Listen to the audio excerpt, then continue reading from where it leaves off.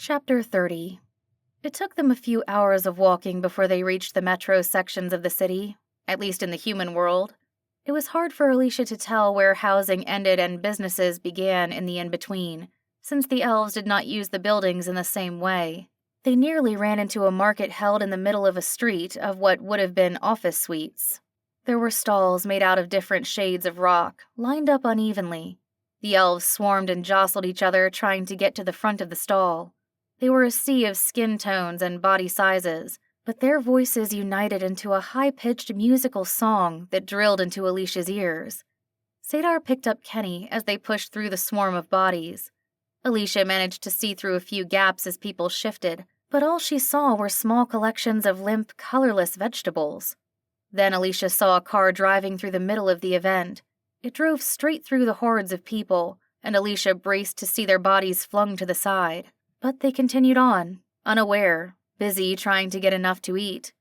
When they reached what would have been the downtown area of the human city, the masses of elves had disappeared.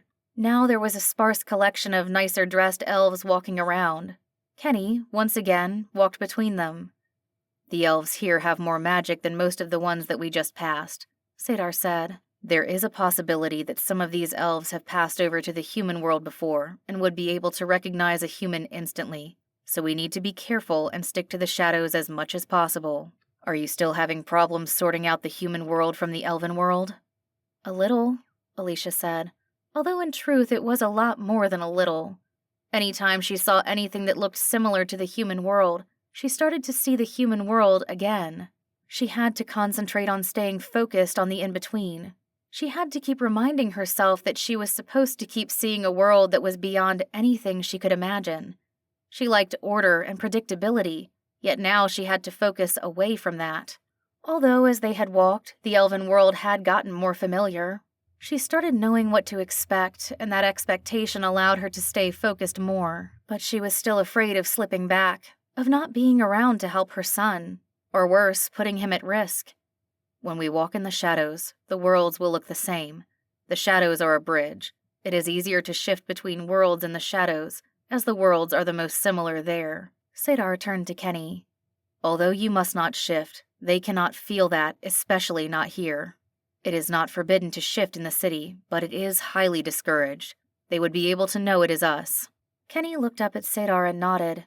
He reached his hand out to his mother's, and she felt a slight ripple pass through her. She looked at him questioningly, but he ignored her, focusing on Sadar. Alicia was reasonably sure that Kenny was doing something to her, but she had no idea what. "If you ever can't tell what world you're in, close your eyes," Sadar said to Alicia. "Kenny will help lead you out of the shadows until you can come to a brighter spot and help reorient yourself." Alicia looked down at her son and then turned to Sadar and nodded.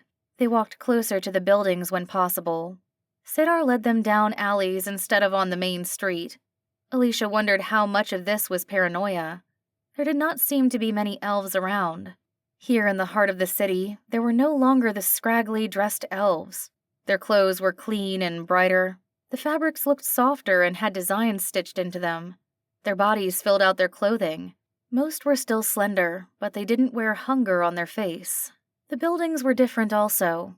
In Alicia's world, they would have been shops with brightly lit windows. Here the same buildings seemed ominous. They were dark and curtains mostly covered the windows.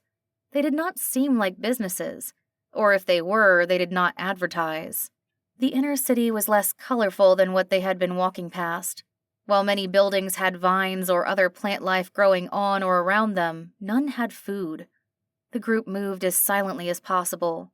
They walked with purpose, and Alicia had allowed herself to believe that they would get where they were going without harassment when she heard someone yell at them. "Hey, you over there! Come here!"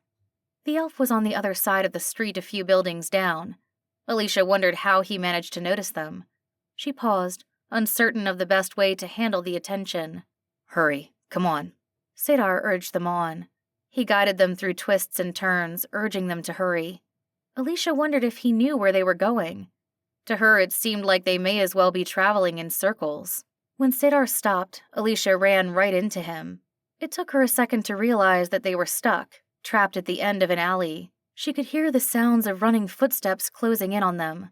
The elf must have found backup because it sounded like a pack of people. Alicia turned around, trying to find some place to go, a door, or even something to hide behind. Unfortunately, there was nothing and no time to get out. She looked down at her son, who gazed back at her with fear and worry.